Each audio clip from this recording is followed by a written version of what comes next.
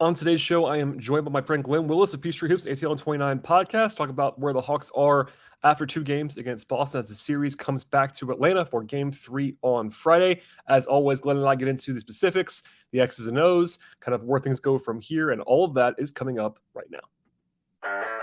You are Locked On Hawks, your daily Atlanta Hawks podcast, part of the Locked On Podcast Network. Your team every day.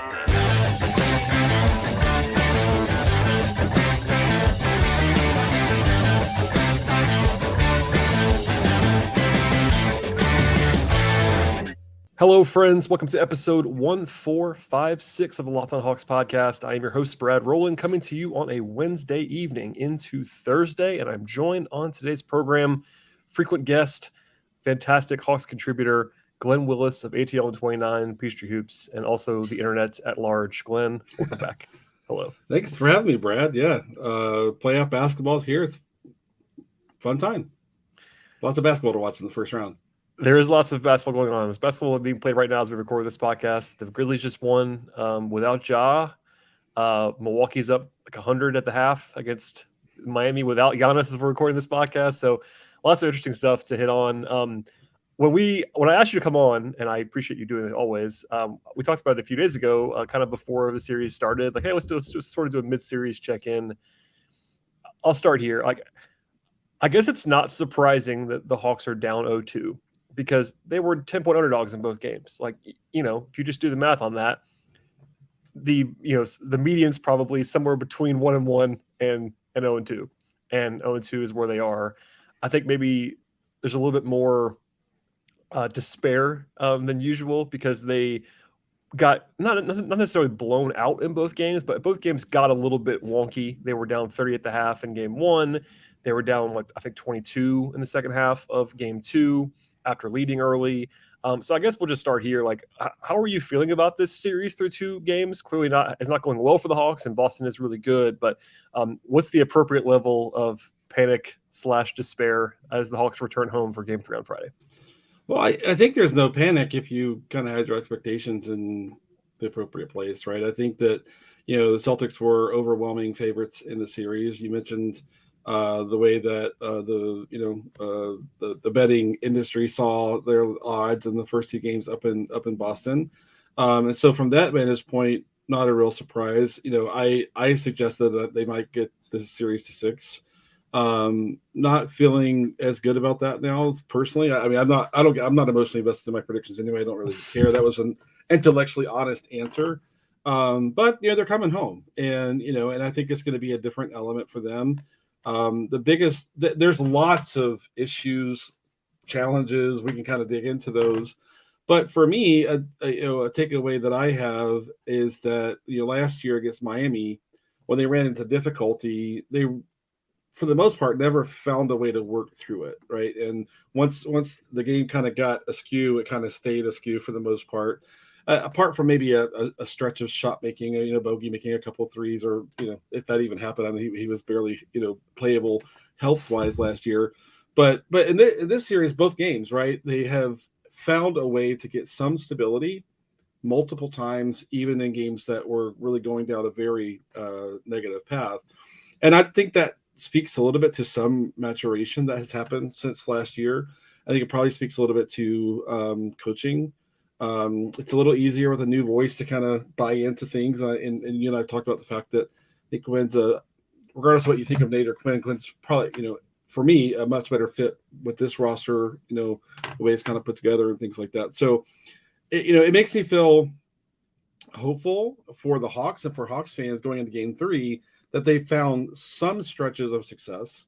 The second half in Game 1 was a good blueprint for them. They carried a lot of that over to the first quarter in Game 1, and then the Celtics just kind of stepped up their intensity and execution and kind of knocked them off their plan late and for the first quarter. But still, the Hawks found a way to kind of threaten a bit, later in the game, and I think that speaks to the fact that they have something to work with, where if they can kind of just keep their execution consistent, maybe they can, get a game. And if you get one game, you got to feel like, well, maybe we can get another game. And that's probably, where they are. But Celtics are playing really well, and they deserve a lot of credit for what they've accomplished in the series so far. and it's hard to go up against them right now. Yeah, I mean I think that's maybe even the biggest thing is what you said at the very top of that, like setting expectations rationally. And I think you and I were relatively high on the chances to be competitive in this series and not just get, some of the national folks were picking 4 or 5 as the most part. And I get all that. I mean, Boston, I think we said it on our sort of preview episode, like if this is Boston versus Atlanta with what they've been so far this year, Boston is that much better than what the Hawks have been this year. It's just that we kind of agree that the Hawks had underachieved relative to their talent level because they're fully healthy right now and all that. They're deeper post-deadline with Sadiq Bey, et cetera. But yeah, I think it's on one hand kind of encouraging that they didn't roll over in either game. Like, I mean, I said that on a show recently, and I got some feedback that was like I was being too nice. And I meant what I said. I mean, a lot of teams would have maybe not necessarily quit, but not gotten back into game one. You're down 30 at the half in game one on the road in Boston. That could have been totally out of hand. That could have been uncompetitive after the half, and it wasn't. And same thing in game two, with as bad as the Hawks played for about 16 minutes after they took that big lead in the 11-point lead in the first quarter. It could have got away from them again, and it kind of didn't. So that's a step forward. It's sort of grading on a curve for sure. And they've had issues on both ends of the floor in the series, which I'm sure we'll get into now. I'll throw this to you as well because I'm sure you remember it. I had someone ask me today that I would say is not just a normal observer, right? And someone in the league that was like, hey, do you remember that 2008 series against Boston when Boston just killed Atlanta every time in Boston, and then every game in Atlanta was a war, and it went 7? And I said, well, yeah, I remember that series very well. But it was interesting to me that was like, this is not, by the way, this is not even a Hawks person. This is a neutral observer person. And I was like, I'm not sure this is exactly that situation. And by the way, that Celtics team won the championship that year and was really awesome. But it made me think a little bit even more so like, this could get interesting still. It's not like this. I think everyone's pronouncing this series over, and I do understand why. I get it. And look, the Hawks are probably going to win the series, but I think that they can at least keep this interesting. Is that kind of where you are as well? Obviously, we'll get into kind of what's going on, but broadly speaking, before we get sort of more granular, does that make sense? Yeah, so I think the Celtics have set the bar. Celtics are playing fantastic, right? And so what does it take? Well, the Hawks have to stay composed, eliminate mistakes, take care of the ball. They have to not kind of lose their connectivity on defense. It kind of goes back to a lot of the fundamentals. And I've been joking with people that it's the things they're struggling with is the stuff that like Nate would really harp on. So it's a little bit funny to me, humorous to me that it's like, hey, the basics, communicating on defense, pressure the ball, get up, and and things like that.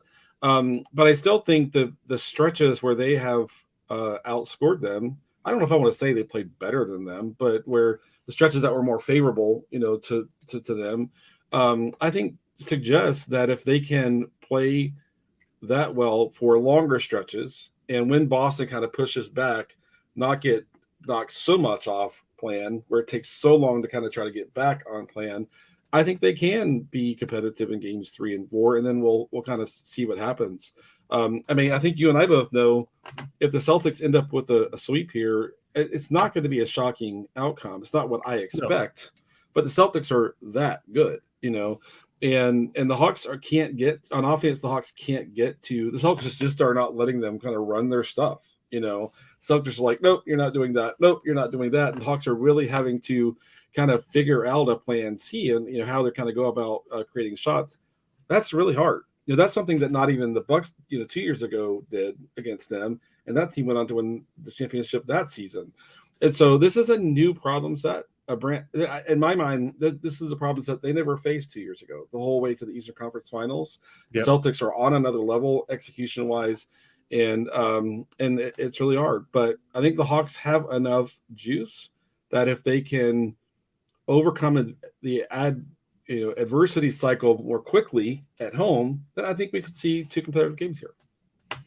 Yeah, and I think, and again, we'll get into more depth, but I think the only thing that will surprise me in terms of what happens in the next 2 games is if the Hawks get beat solidly both games. I feel like one of these games is going to be close, maybe both, but I will be a little bit surprised if there's not a game that has real crunch time in this series. That will surprise me. Now, could the Hawks lose that game? Sure, they could. Once you get into a close game late, there's a coin flip element of things, even if you're the better team and the Hawks are not the better team in this series. So, but game 3 is maybe the one you would circle. It's the very logical one in NBA circles where the underdog has the best chance in some ways. They're playing at home, probably a good crowd.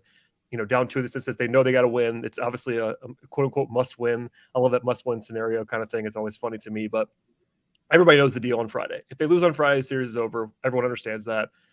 So that's probably your best setup for a competitive game, and we'll see. By the way, I pulled it up while we were talking about that too. I'm sure we have listeners that have no recollection at all of 2008. I know you do, Glenn. But the Hawks lost in 7 to Boston in that series. It was a 1-8 matchup. Boston won every game in Boston by at least 19 points, all 4. And the Hawks won the 3 games in Atlanta by single digits. All three were close. So I'm not predicting that happens, but just for people I realized that that was a long time ago now, Glenn. We're old. I know. I think I was 11 when that. No, I have a really searing memory of that because I was running a consulting engagement with a big company in Long Island, New York at the time, and the project team was me from our Arlington, Virginia practice and 8 people from our Boston practice. That sounds right. Wow, that series that was really fun. It was fun. Really fun. That's the Stars of Pachulia, Nothing Easy, all that stuff. If you're a younger person or a new Hawks fan, watch some YouTube clips of that series. It was fun. All right, Glenn, before we get into some more granular activity with this series, a word from our sponsors on today's podcast. Today's show is sponsored by eBay Motors. For a championship team, it is all about making sure that every single player is a perfect fit for you. It's the same when it comes to your vehicle. Every part needs to fit just right for your car. And for the next time that you actually need parts or accessories, head to eBay Motors. With eBay Guaranteed Fit, you can be sure that every single part that you need fits right and does it the first time around. Just add your ride to My Garage, look for the green check to know that the part will fit or your money back. Because just like in sports, confidence is the name of the game when it comes to shopping on eBay Motors. And with 122 million parts to choose from, you'll be back in the game in absolutely no time. After all, it's actually easy to bring home for a win when the right parts are guaranteed for you. Get the right parts, the right fit, and the right prices at ebaymotors.com. One more time, that is ebaymotors.com. Let's ride. Eligible items only. Exclusions apply. All right, Glenn, I'm going to ask about the offense first. We'll dive in there a little bit. It hasn't been good in the first 2 games. That's the simple version. The numbers are really ugly. They have about 100 offensive rating. That's bad against anyone, even against a great defense. And we said it earlier, Boston's defense is playing incredibly well. That's important to emphasize. But the Hawks have not shot the ball well at all. And there was a debate, I'm sure you saw it or even participated in it after game 1 in particular, about how much of this loss had to do with the Hawks shooting because it was so bad. It was better in game 2. And I do think, all things equal, the Hawks probably, if you ran the simulation of the first 2 games, they would have made more shots than they've made in these first 2 games. There's a little bit of that.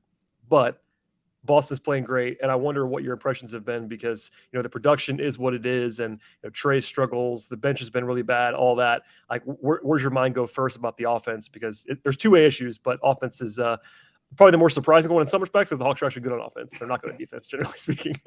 Right. Yeah. I mean, so for me, it kind of starts with: is there something they can do to help Trae give them more on offense? Yeah. Right.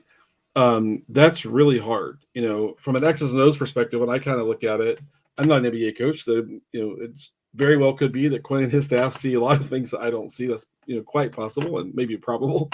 But 2 years ago, Knicks ran a conservative drop coverage. The Sixers ran a conservative drop coverage. The Bucks kind of mixed it up, but it was still a lot of drop coverage with Brook Lopez.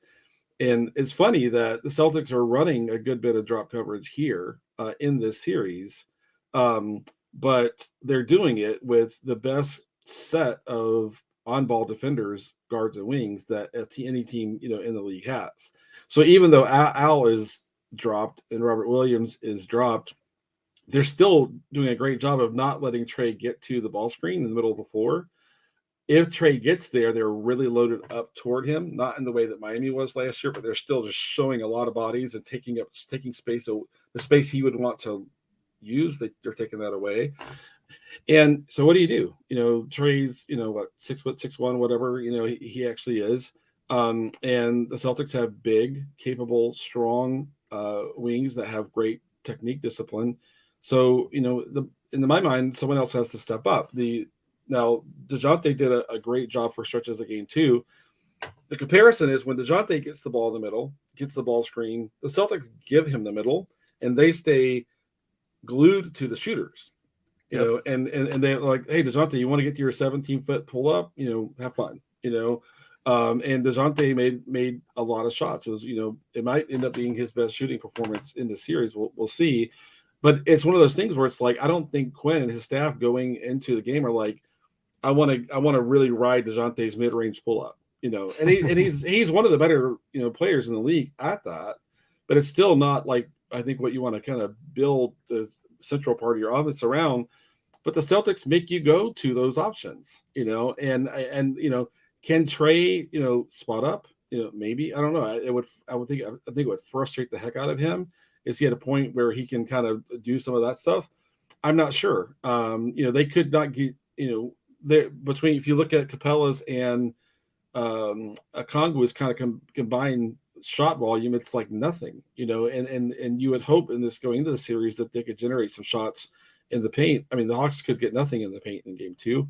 Celtics, you know, gave up a good number of shots at the 3-point line. Hawks got a great volume up. But again, I think the Celtics are like, if you guys can beat us on, you know, 53-point shots or whatever, you know, then we'll see if that happens. So, but it comes back to is like, does Quinn and his staff see something that can help Trae, you know, get to more of what he can do and contribute?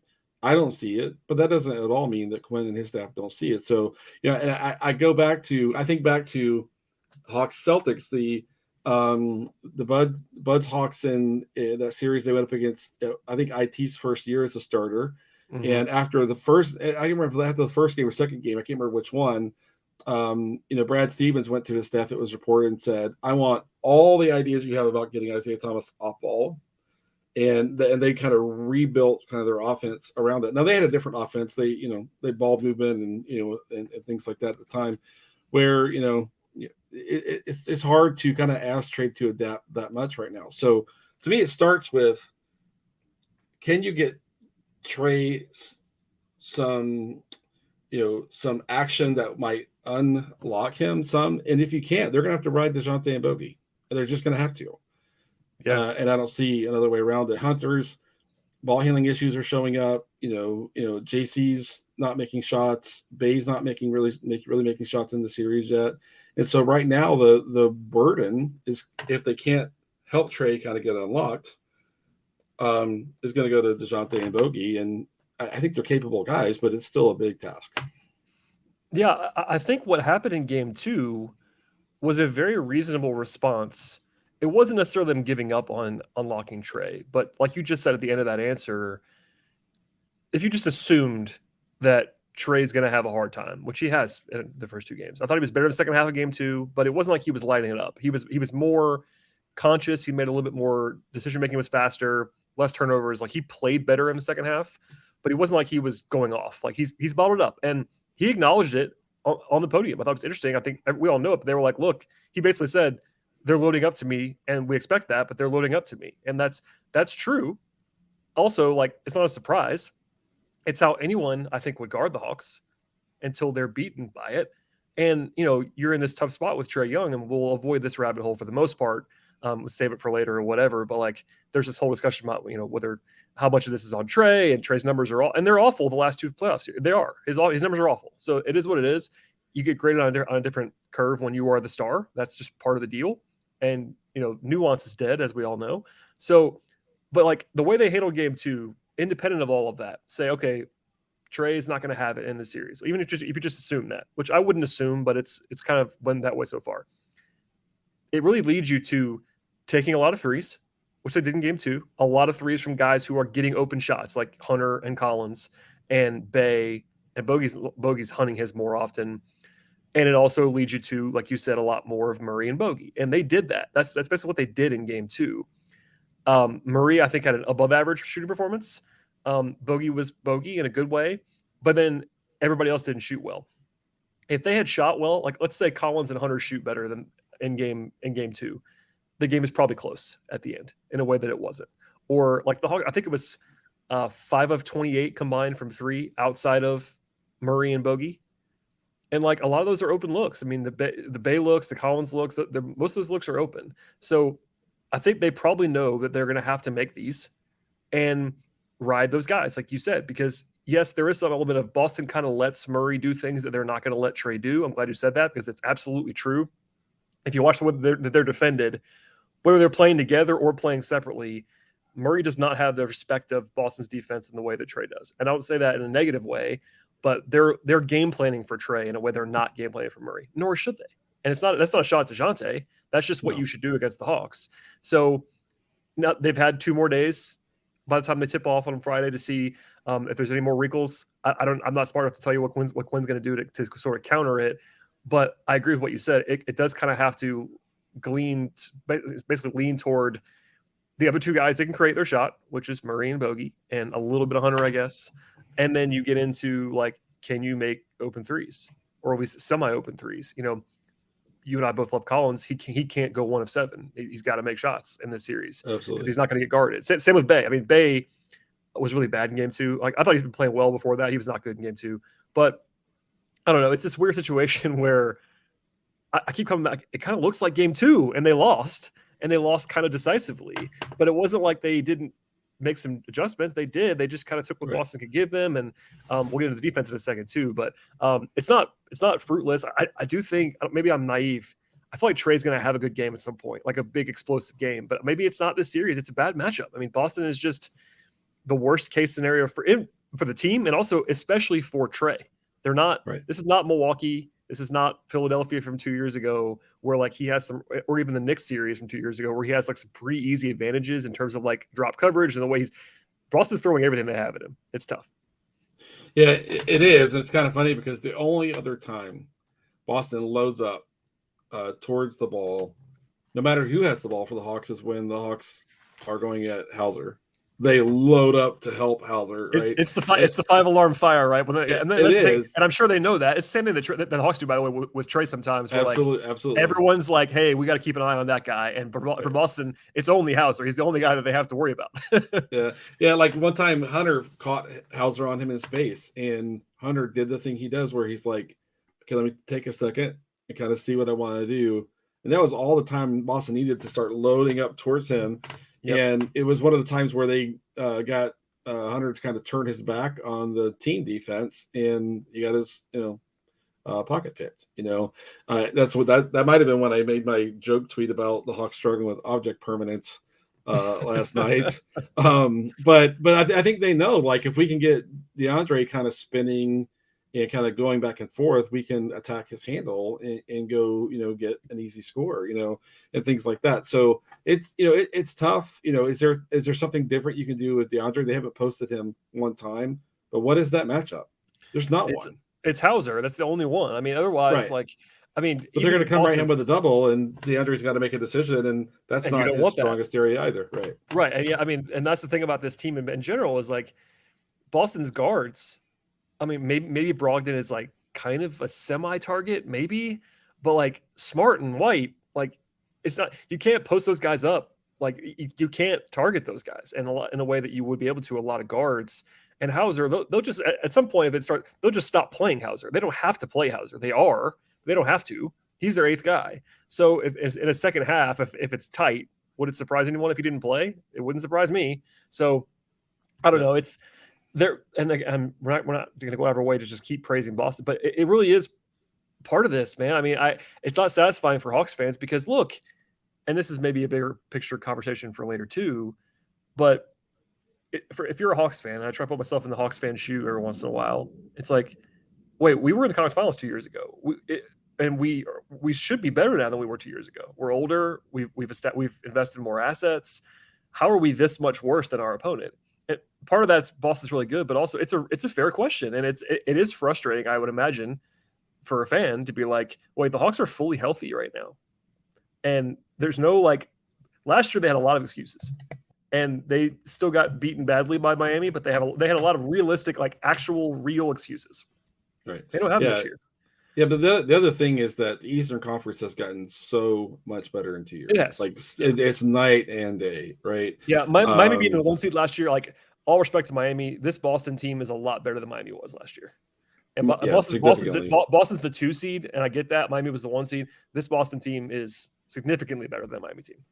Yeah, absolutely. And I mean, this Philly this year probably better than Miami last year, right? Milwaukee, probably kind of in that camp too.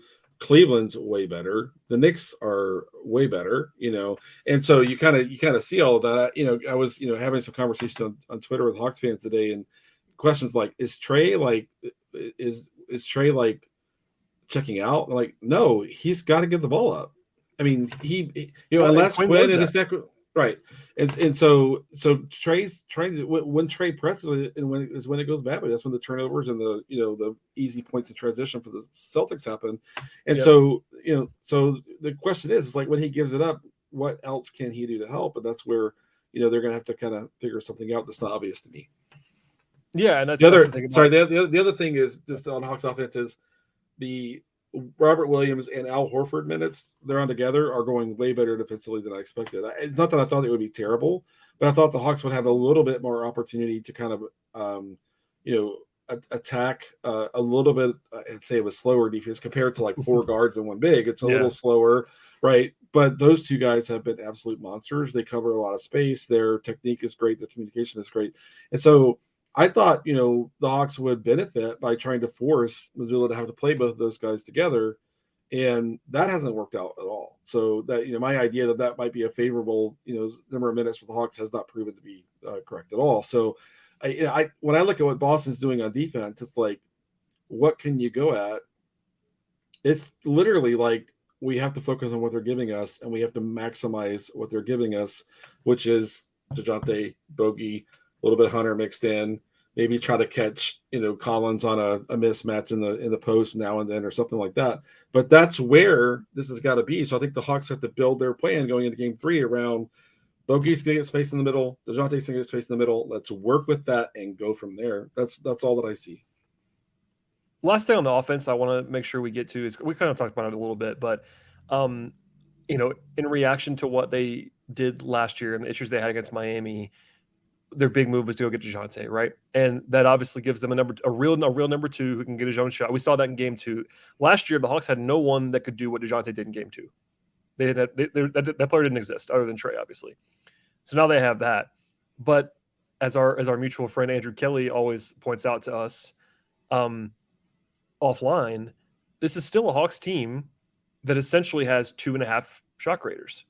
Like, Bogey's the 3rd shot creator. And Bogey, when he has it, can definitely do that, but he's obviously has some knee issues and those things. And beyond that, you look up and down the roster, and like, guys can do a little bit of stuff, but like they don't have the same level of versatility on offense that other teams might have. And Boston's, again, you're comparing yourself to Boston, but how many guys on Boston can go get their own shot if they have to? It's a lot more than 3. Like, the only guys that can't on their roster are the bigs, really, and I guess maybe Hauser. So that's part of it too, is that you make your life a little bit easier, and that's an issue they can't fix now.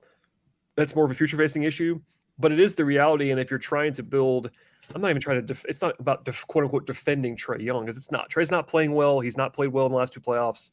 At some point, there has to be criticism for that, and I've given plenty of it. It is what it is, but it does make you a lot easier to guard in a playoff setting against a team like this when the release valves are just not that good, and you're playing 2 guys at least at a time that are not threats unless they're play finishing. And that's fine.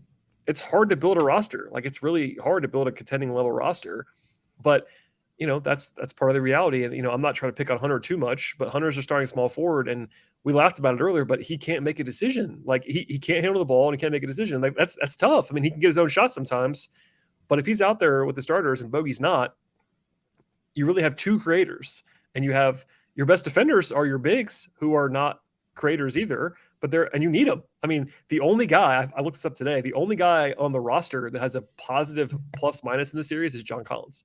The only guy.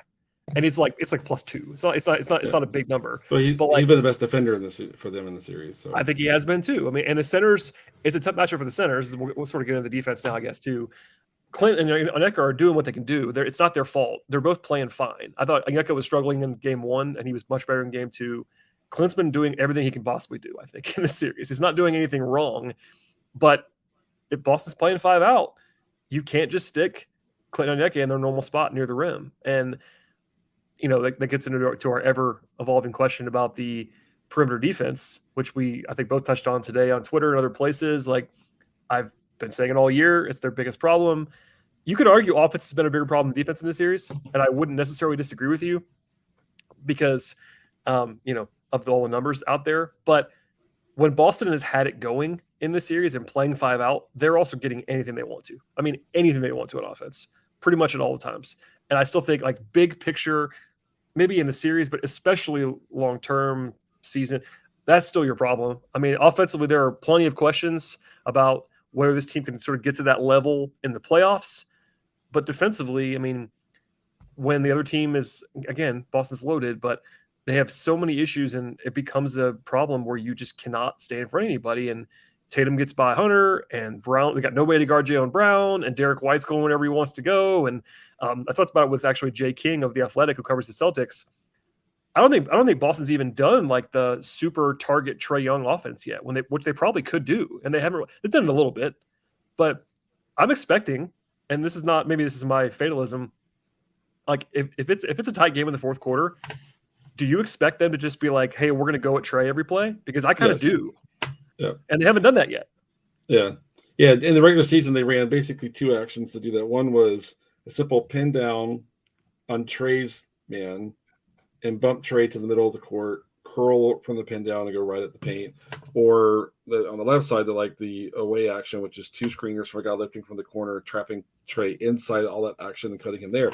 We haven't seen it one time. If there's a tie game with a minute and a half to go, in game 3, that we're probably going to see that, and the Celtics are probably like, that's our little, ace in our back pocket that we have right now. Now, can the Hawks be prepared for that and handle it, better than they did in the regular season game? Sure. But, for me, I hear a lot of noise from Hawks fans about the defense. First of all, their defense for the first 9 minutes of the game was excellent, right? It was good. And to me, when they lost their footing on defense was when the Celtics got a couple of transition buckets.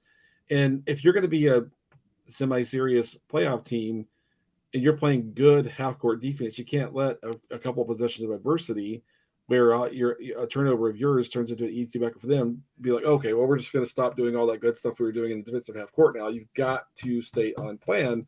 And that just takes a team going through like a grueling series like this against, I think if you go look at opportunities to kind of bet who's going to win it all, I think Boston has the best odds in almost all the outlets and everything. So, so they're good. But Hawks getting beat on cuts, it's not as simple as like the Hawks getting caught flat-footed. That's not what's happening, right? So the Celtics run a lot of action where, for example, they know Trae's going to show and clear if his man is the screener, and Trae loads up towards that screen, prepares to show, have an impact on the ball handler, clear. You got to make sure he has a path to clear out. And the Celtics are so smart and so instinctive that as soon as Trae starts loading towards that ball screen, his man cuts to the rim, and he's so it's not like Trae's just like standing there with his hands in his pocket and you're not doing anything. He's trying to prepare for this action that the Celtics use that puts a ton of pressure on you to be ready to execute around that ball screen, or whether it's a screen off ball. And I mean, it's a little bit like this. The Warriors have been over these years where if you start over leveraging yourself to the 3-point line, they take advantage of you, use a cutter, a fake DHO or whatever, and get right to the rim. I mean, that's not to say that the Hawks, it's not fair to critique the Hawks for not covering both. But I just think that if there are observers or fans or whatever thinking like, oh, the Hawks are just kind of getting caught standing around being indifferent, no, that's not what's happening here, right? Yeah, I agree. I go wholeheartedly. And obviously you're deeper into the scheme stuff than I am. But I don't see a lack of effort. Like there's this notion out there, and I've done this rant before, I'll do it again quickly now, that defense is quote unquote all effort. And at the NBA level, it's just not true. You have to have effort, but it's personnel, number one. Guys can only do what they can do. And also it's scheme. Like you can play really hard defensively and not play well defensively. It's very possible. It happens all the time in the NBA. And I think are they, the mental side, glad you brought that up too. Like the mental focus side, not getting out of sorts, that is not effort related, I don't think. But it does, maybe you put that kind of closer to that column, and like the Hawks have struggled with that at times. They've not been the most mentally tough team, I don't think, as far as like staying attuned to what they have to do. That's a very reasonable critique for sure. But I don't think that the Hawks don't care or the Hawks are not giving effort defensively. That's not really what I see at all. Are there plays? I'm sure you can find a play every once in a while where a guy just like kind of shuts off, and that happens. But I don't think it's been a problem. I think it's a combination of, we've said this for a long time, they don't have the greatest personnel on the perimeter. That's a big issue. And then they also have to just kind of stay attuned to what they're doing but you're right. I mean, to be positive for a second, like they've had 8-minute stretches in the series where they played really good defensively. Second half of game 1, they played very well defensively. So they can do it. You're never going to be perfect over 48 minutes against this Boston team, but you got to, commit to what you're doing, and also, individual responsibility. And I think that's something that even Nate used to talk about all the time, but Quinn's talked about it too. Like, you got to be able to stay in front of your guy. This is the NBA. The scheme stuff matters too, but let's not even use Trae. Let's use DeJounte, or we use Bogey or whoever. Like, you got to, if DeJounte can't slide with Malcolm Brogdon or Derek White, like, you're not gonna be able to win the series. I mean, if it's one thing if it's Tatum making tough jump shots over you, you got to tip your cap at some point. It hasn't been a lot of that. Boston hasn't had to make a lot of tough shots in this series, and they haven't even shot that. I mean, they shot well, but it's like, somebody asked me this today. Do you think Boston shot over their heads in this series? I kind of don't think so on their shot quality. Maybe a little for stretches, maybe, but like they're getting a lot of layups and a lot of open shots, and they're going to make them. Yeah, and I think if there's one area, there's been times when they're making shots near the rim that are heavily contested, and they're just doing a great job of converting. Yeah, them, that's true. Right, that's true. Agreed. And then there was a short stretch of the game in game 2 where Tatum was, just getting to a step back, in a fairly contested step back, and he was just knocking it down. I mean, and he's the top 10 player in the league. Like, that's the thing. Like, he's gonna get MVP votes. Yeah. He is. I mean, if he's the guy doing that, you kind of have to just tip the cap. I mean, if it's somebody else, I mean, I guess maybe Brown somewhat in that level. I mean, the complaints start if Derek White's hitting 28-footers contested, then okay, then you're gonna kind of be frustrated by that. But with Brown and Tatum, like, that's part of why they're really good, is that those guys can do that. Yeah. I know. As I kind of rewatched game 2, and I'm looking at Derek White drive over and over and over, getting wherever he wants. I start to get curious. Like, are we going to see Aaron Holiday in the series? Right, on offense, I had the same thought. I swear to God, I had the same thought. on offense, he's a good catch and shoot guy. You need that, right? On defense, he's strong, but the Celtics wings and guards are big.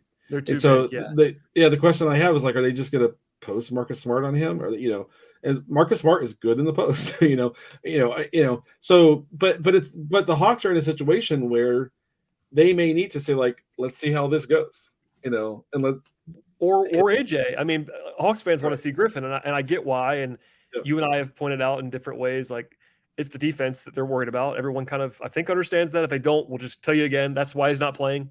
But they might try it at some point, maybe at home. I mean, he's a rookie. A lot of times in these series, like more fringy young guys, teams will be more willing to try them at home because they're more comfortable. And maybe we get a 4-minute AJ Stanton in the first half. For me, if AJ's in the rotation, Jalen's out. That's the move that Quinn's. And okay, so I know what you mean by that, but I want you to explain it, because I said something similar to that to someone on Twitter, and they didn't understand what I meant, and I had a hard time explaining it to him. So when you say that, is it because they can't play together in your mind? Is that why you're saying that? No, I think the first idea is that Jalen's just not being respected as a 3-point shooter. That's number one. At all. Right? Yeah. Right. Number two, he's made enough mistakes. Like, he's had in game 1, he had a few, nice moments. In game 2, he was just mostly lost the whole time he was on the court. And that's why he didn't play anymore. They pulled him, and that was the right move. I think. Right. So the Hawks need to put more shooting on the court. You don't really lose that much size. I mean, Jalen's a really good rebounder, but that's not really showing up in this matchup, right? So much. It did a little bit in game 1. And so if Jalen is not positioned to kind of do the things that he does well, and he's struggling to adjust his game to this environment, in this setting, then maybe just putting a guy who can like knock down shots and has some size to work with on defense. Maybe that's the way to go. So for me, it's the AJ yes, Jalen no. If that's the way to go, it's all about the shot making to me. Yeah, and we saw it's hard to tell how much of it was because they were behind, and how much of it was because Quinn wanted to use that line. But they went a lot smaller in the second half of game 2, and they went with more shooting. You kind of called it before it even happened that they had to ride Bogey as long as they could because he was their only option. Beyond DeJounte, like just having Bogey out there as kind of he was playing the 3 by default, basically. And with Bay, they can put lineups out there or Hunter at the 4 or whatever that have 4 shooters. And that is, and I think that Collins is not a non-shooter. He's being guarded more than Jalen, but they're letting him shoot whatever he wants from 3-point range, basically. And that's the right move. So far, it's worked for Boston. I think that Collins might have a game where he makes 5 out of 6. He did that a few times in the second half of the season. That might happen, but Boston's going to make him do that, I think. And really same for Hunter. They're not like giving Hunter quite as much space as JC, but I think Boston's pretty okay with Hunter shooting, it seems like. So to have Griffin is more a guy that Boston, I think even as a rookie, I feel like Boston would probably be more reactionary to AJ as a spot-up guy than they would be to anybody other than Bogey on the roster. Yeah, I agree. And if you kind of replay in your mind the shots that Bogey, the threes that Bogey got, the threes that DeJounte got, right? And you think about the misses that JC had, the misses that Bay had. To me, the reason those catch and shoot guys, the guys who aren't going to create their own 3, right, is Trae is not on his normal angles, right? And so the connectivity is not quite there. They're not catching it on time in the normal rhythm of the offense because the Boston is just throwing all of that off, timing off completely. And it's hard as a guy who catches with a rhythm to shoot the ball. And in my mind, that's probably the primary reason, Bay and JC struggled, most of the season. But I think that there's an aspect to the timing is just off on it, all that sort of stuff. But if you think Bogey will have a guy in his face at the 3-point line, take a dribble, a step and a half back, and put up a 28-footer with confidence. Yeah. He can do that confidently and competently, which is kind of what you have to have against the Celtics. DJ would find his man dropped and say, okay, I'm just going to step right up to the 3-point line and put basically an uncontested shot up. They're giving that to DeJounte. AJ has that relocation dribble. AJ maybe can get his man leaning backward a little bit, not backpedaling, but leaning back and kind of get to that step back, a similar technique that Bogey uses. And so maybe with that kind of lineup construction, they're going to be able to do that. And if DJ is, if they come up a little bit more on DJ as a result of making some threes, I think that'd be having Aaron out there as a catch and shoot guy. I think could be a difference maker. Is Aaron Holiday like an obvious solution here? There's downside to that too. There's downside to AJ being on the court, but in my mind, you can kind of see some logic into why Quinn might go that direction.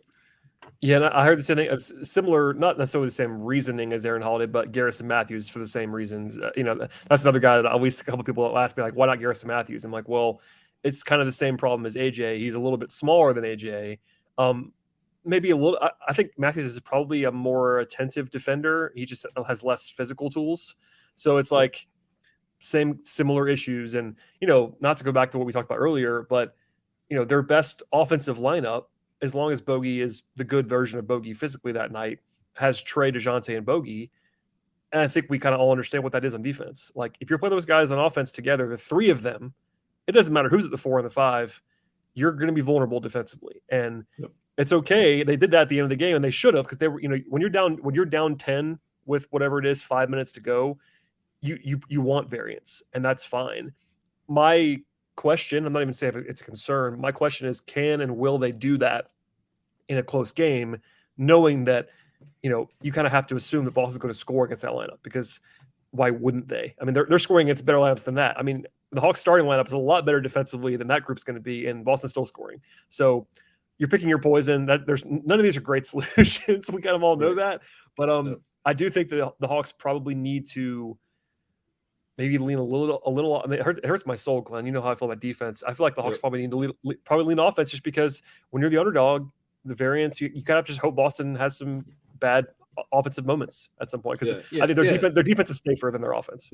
Yeah, but there are some things in the margins you can do to help yourself. If you have to roll out an offensively focused lineup, you got to get every defensive rebound. You get they've done well in that actually in the series. Yeah, 5 guys have to be rebounding on every missed shot, right? Even if your closeout doesn't get all the way there, effort in your closeouts, communication, connectivity, helping each other. The guy one pass away from the ball being dropped at just the right distance and into the, so you can, if your technique is like, okay, we need to be like, we're A plus on all of these things. If we're going to make that work, it's hard to do that for like 12 minutes, a whole quarter. But if you're like, okay, I need 4 minutes or 5 minutes of that, let's really bring all of our effort and focus on defense for this period of time. Whereas, human beings just can't, do that over. I mean, unless you're like unless you're Bill Russell, like that kind of level person that's just an outlier, kind of in that sense. So, but the other kind of adjustment, and this is fun to kind of think about what Quinn might be thinking about is, they closed both games with JC at the 5. And I'm curious, and I think JC being at the 5 when Robert Williams is on, especially if it's Williams plus Horford, is not viable. No. But I wonder if Quinn might go to that a little bit sooner as well. JC covers ground as a help defender well. His timing is great there and stuff like that. It kind of sucks that he didn't get a ton of reps at the 5 this year to kind of build up a little bit more. It's just a number of reps with a lineup that with him at the 5 that has some experience kind of playing together. So again, it's kind of a, turning to something that they haven't used much this year. But, I understand the concept. I mean, every coach in the league goes smaller and puts more shooting on the court when they're down 10 points with 4 minutes to go or whatever, 15 points, whatever. But I just wonder, like, is Quinn like, okay, we're at a point where we have to try some things that has some upside and some downside and seeing if we can kind of make that work for us. That's Aaron, maybe is that AJ, maybe is that JC at the 5 before the closing stretch when they're down, maybe all of that. Do they have something that I'm not thinking of to help Trae get something going on offense? If not, you just ride DJ and Bogey and maybe some AJ kind of in the space at the bottom Celtics give them. That's where my head is kind of going into game 3. On defense is, if you have some sustained play like they did in the first quarter of game 2, can you not get so knocked off kilter if you have a couple of bad possessions? Can you kind of get back on plan? To me, those are the areas where the Hawks have to kind of find something that works, stick with it, deal with adversity a little better. Even though, again, they're doing it better than they did against Miami last year, it's still got to be better against the Celtics team. So that's kind of all of where my head is going to game 3, and I'm looking forward to it. Yeah, we definitely agree. And, it's delicate on how you message it to your team if you're Quinn Snyder. But I think having whether it's a spoken or unspoken understanding that you're the underdog and being aggressive as a result of that is something that I think is the right decision. I think the Hawks trying things. And it's not flippant. It's calculated. You're doing things for a reason. You're not just changing things to change them, but being a little bit more aggressive than you would be. Like, not just doing what some coaches do, just like kind of like, let's do our thing and figure it out kind of thing. Like, I don't think you can really do that in the series if you're the Hawks down, especially down 0-2. And also, like, this is a topic we can avoid for now, but like the bench units, like the 4 bench units are not working in this series. Like they've been brutal in both games. And I don't know if it's just a small sample size issue. Maybe you do a little bit less of that. Maybe you kind of intersperse them a little bit more, lineup tweaks. We saw that Quinn is willing and able to excise guys. Like Jalen didn't play all in the second half, and I think Bay played like 4 minutes in the second half, something like that.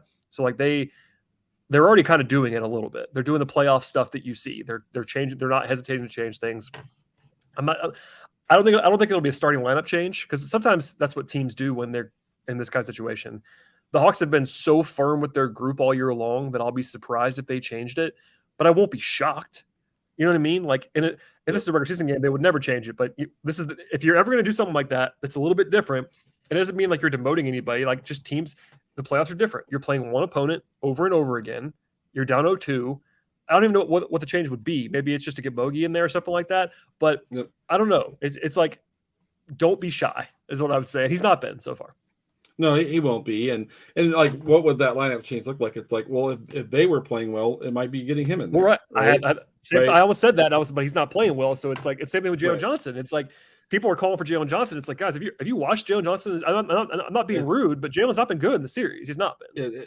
I'm excited about Jalen's future, but Me too. is tough. This is a tough task for him. And the other thing is, I know Hawks fans often want JCB, the first guy that's pulled. I'll continue to say he's been their best defender in this series. Well, I said earlier, like, again, I don't love plus minus in this small of a sample size, but he literally is their only guy in the positive net rating in this series. So I don't think I think his offensive foibles, like the shooting, hurt them in game 2. But like, he was far from the only one that was missing shots in game 2. So. And those are the things that jump out to fans. Like, oh my God, he missed open shots. Yeah, right. Agreed. Right. Definitely. And I get it. And I understand that. And same with the turnovers with Hunter. I mean, the way that Hunter played, he had some high profile mishaps. He was better in game 2 than he was in game 1 by a lot.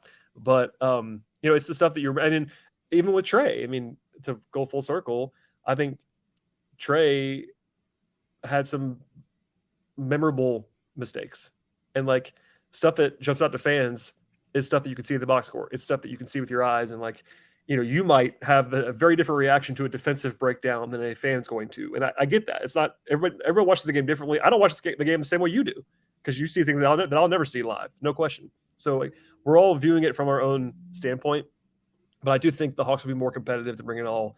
Like I said it before, but I do think the Hawks are going to be in a game, like really in a game, at least one of these two, maybe both. And if they lose both, it won't surprise me. But like, my only surprise in the whole series, I'm calling it now, will be if the Hawks get blown out in the next 2 games. I'll be pretty shocked if they're not at least like in a tight one at some point Friday or Sunday. Yeah, and I've said this on Twitter. I think I said it on the pod with Kevin, but I won't say it again. But there's a lot of positive from this, even if the Hawks get swept. Right, the Hawks, as an organization, need to see what this team can and can't do. We talked earlier about the fact that with JC and Hunter and Clint, it's hard. That group, the roster they have, capable of producing a top 5 offense across the regular season. We know that, right? Yep. You trying to build a team that can go 2 rounds, 3 rounds deep, whatever, in the playoffs.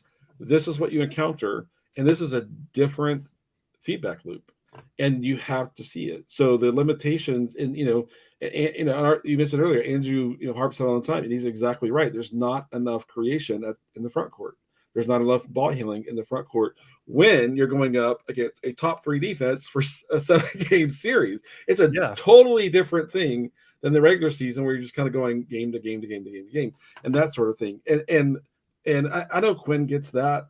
It's a new front office. I don't really know what the baseline expectations on there, but seeing this, experiencing this, even if you're like, oh man, the Celtics broke us. How did they break us? Where were we not able to kind of do things we really needed to do? That's a really precious, valuable feedback loop. That's a positive opportunity, something to take from this that hopefully informs where they take the roster in the future. And so even if they get swept, I know, me, Brad, I'm a positive person. I believe in positive energy, all that sort of stuff. This is a wonderful opportunity. The fact that they won the play-in, in my mind, the fact that they're facing the Celtics is better than if they were facing, say, Philly or Milwaukee, because this is a test to see, like, okay, we can produce a 18th ranked defense or whatever and a 3rd ranked offense in the regular season. We get into this element, we can't do half the stuff we do in the regular season. Why is that? Okay, now what have we learned about ourselves? That's a really precious opportunity, and that's why I'm so glad they're in the playoffs, not in the lottery. Getting this feedback is really, really important, and hopefully they make the most of it. Yeah, that last part's crucial. Taking the information that you get from this series, win or lose, how many games it takes, all that. Like, it is instructive because, on one hand, I think that they would have had a better chance to win the series against a team like Milwaukee or Philly. Now, they would have been underdogs, but it's a good point that you're making. Like, take a step back or 2 steps back and say, organizationally, what might help you more? A 6-game loss to Milwaukee or this series against Boston that, like, exposes the words that's going in my mind. I'm not sure it's exposed, but like just shows you what you can and can't do, like you said, and an opponent that, yeah, they're awesome, but this is the time. This is the kind of team that you're going to have to beat to do what you want to do at some point in the next 3 or 4 years. When you're trying to be a title contender. Here it is. You got to beat a team like this. So exactly right. Yeah, it's pretty interesting to see. We'll have plenty of time to talk about the offseason when we get there, but hopefully this is sort of an informative conversation about what the next 2 games might look like, and maybe even more than 2 games. If they can steal one of these at home, maybe even both of these. I won't be surprised if it's 2-2. I'm sure national people would be shocked. I would be. I wouldn't pick them to finish to be 2-2 at this point, but I think it's plausible in a way that people probably don't nationally. So that's my positive sentiment. Likeliest is a split. Second likeliest is probably the Boston wins 2 games. I agree. I think I agree with exactly that. I think I would at this point, Boston in 5 is probably what I would pick in the series. Yep. I think 4 is probably more likely than 6, but we will see. And it's not over yet, Glenn. To sort of borrow from your positivity, I am not a positive person inherently in the way that you are. So you're a good influence on me, Glenn. Anything to plug? I know you and Kevin talked. I have not listened to that show. I always listen to you guys. I did not listen to that show yet because I was talking to you. I didn't want to spoil it and have that Kevin voice in my head during this podcast. But what's going on? Yeah, so I mean, my handle's right there for those folks on YouTube at Willis_Glenn. There'll be a breakdown coming of this game. I'm hoping tomorrow evening, some video. It may not be the full thing. We're in the middle of a work week too, so there you go. And then Kevin, ATL on 29. It's funny, kind of. It's been fun. I don't know if I said this a little bit last time we talked, but with Kevin last night, with you tonight, like I'm having to learn how to be. I'm learning how to develop an inner Brad Rowland and learn how to say different stuff on podcasts that are 19 hours apart. So it's been a challenge, but it's similar kind of the Hawks challenge. This has been a good challenge for me to learn how to, have more talking points and know how to kind of, get off of my top 3 things I want to talk about and go a little deeper and offer some variety like you have to do every day. Yeah, no, I appreciate that. And, you and I have notes when I talk, when I by myself, I have a lot of notes because you kind of just have to, because you're talking to yourself and you can't stop. But I have my notes, and then inevitably you and I get to places that I would not anticipate us going, which is part of the fun of this conversation. Absolutely. And I appreciate you having me. Appreciate you being here, Glenn. Thank you for doing this. As for everybody else, I have a bit of a conflict on Friday night, but I'll be keeping tabs on the game. That'll be the next podcast after Game 3 sometime, maybe overnight into Saturday. So follow Glenn's work.